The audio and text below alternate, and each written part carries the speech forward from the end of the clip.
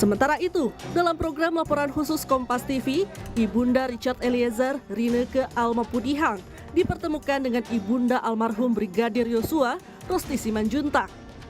Pertemuan di layar televisi ini dilakukan setelah majelis hakim membacakan putusan bagi kelima terdakwa kasus pembunuhan berencana Brigadir Yosua yang selesai 15 Februari lalu.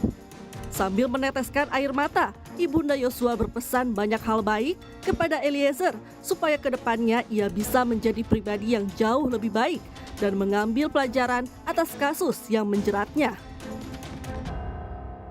Terlebih saya sebagai ibu sangat-sangat menyedihkan di dalam perbuatan daripada berada yang menghujani peluru itu kepada sasaran yang mematikan kepada anak saya.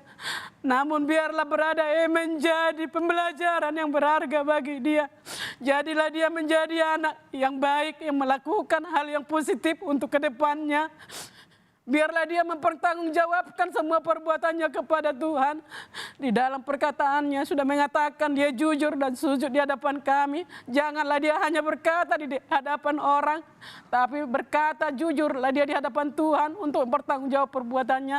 Agar dia nantinya menjadi aparat kepolisian yang tidak arogan, yang bisa arif bijak di dalam segala perbuatan ataupun tugasnya.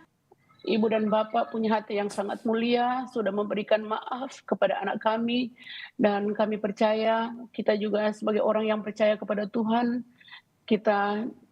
Tuhan mengajarkan kepada kita untuk saling mengampuni, dan kami sangat berterima kasih kepada kedua orang tua dari almarhum Yosua, kepada Bapak dan Ibu khususnya yang sudah memberikan maaf kepada anak kami Icat.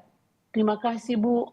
Dan semoga sesuai dengan harapan dari Ibu dan Bapak, Eliezer kedepannya lebih baik.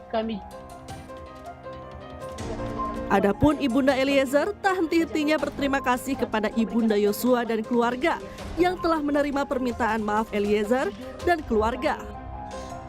Sang penguak fakta nantinya akan mendapatkan ruang tahanan terpisah serta dilindungi oleh Satgas bentukan LPSK selama 24 jam.